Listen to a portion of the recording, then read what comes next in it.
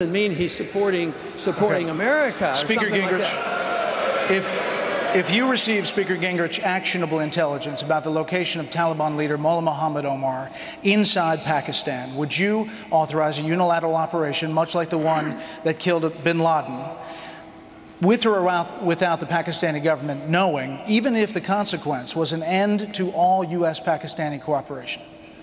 Well, let me go back to set the stage as you did a while ago. Bin Laden plotted deliberately bombing American embassies, bombing the USS Cole, and killing 3,100 Americans, and his only regret was he didn't kill more. Now, he's not a Chinese dissident. You know, the analogy that Congressman Paul used was utterly irrational. A Chinese dissident who comes in here, a Chinese dissident who comes here seeking freedom is not the same as a terrorist who goes to Pakistan seeking asylum.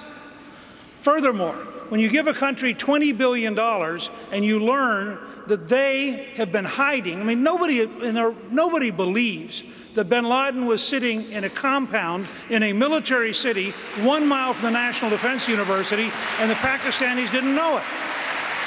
Now,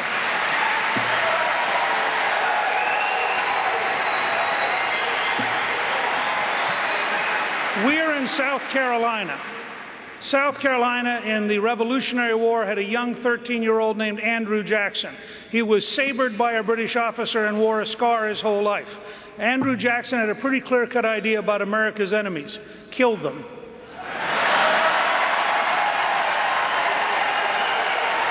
Congressman Paul, 30 seconds, please. 30 seconds to respond, since you were mentioned.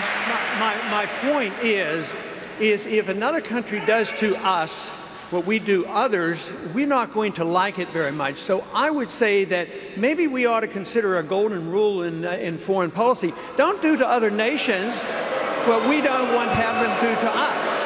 So we endlessly bomb these countries, and then we wonder why they get upset with us, and yet it continues on and on. I mean, this idea that we can't debate foreign policy, then all we have to do is start another war.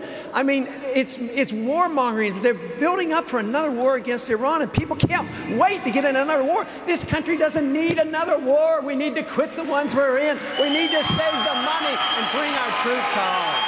Governor Romney.